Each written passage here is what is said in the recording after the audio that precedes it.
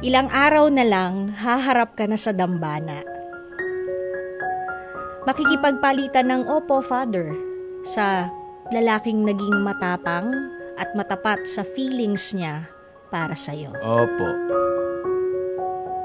Noong mga panahong wala akong lakas ng loob at isinuko na lang sa takot ang totoo kong nararamdaman para sa'yo.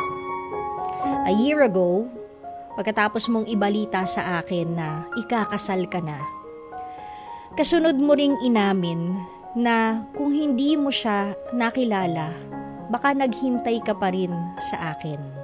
Umaasang mutual ang feelings na mahal din kita. Ng mga oras na yon, akala ko, sa wakas maaamin ko na sa'yo. Akala ko, finally, magkakalakas na ako ng loob. Pero, nasabi ko na lang sa sarili ko, mabuti na lang at dumating ang fiancé mo sa buhay mo. Nakakita ka ng ibang mundo. Nagkaroon ng buhay yung nakatigil mong mundo para sa akin. Kaya, hindi ko na inamin sa'yo. Kasi ayaw na kitang maguluhan. Sabihin na ng mundo na duwag ako pero wala akong karapatang guluhin pa ang isip mo. Pagkatapos niyang lagyan ng kulay at buhay ang mundo mo. Sa ngayon, malabo pa yung tanaw ko sa future ko. Ibang-iba sa mga pinangarap ko dahil wala ka na sa bagong yugto. Pero ano't ano man, lagi kong panalangin ang kaligayahan mo at katatagan ng samahan ninyo. Mahal kita mula noon at hindi nagbago hanggang ngayon. Yung pong sulat na yan ay pinapasabi ni Von para sa kanyang childhood friend na si Becky. Ang sad naman.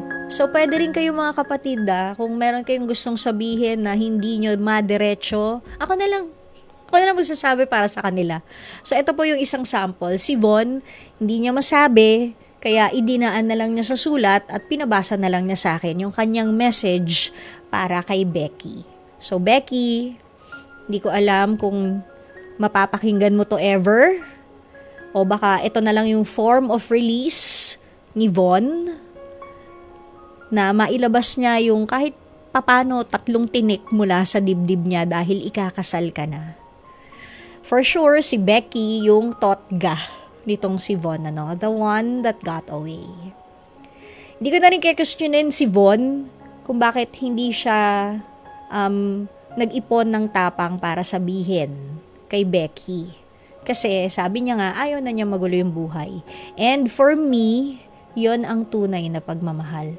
Kahit na masakit, basta makita mo yung minamahal mo na maligaya, sapat na yon para sa'yo. You will just love her from afar. So Von, ng San Jose del Monte, Bulacan, mabuhay ka. And sana isang araw, maghilom na rin ang mga sugat sa puso mo.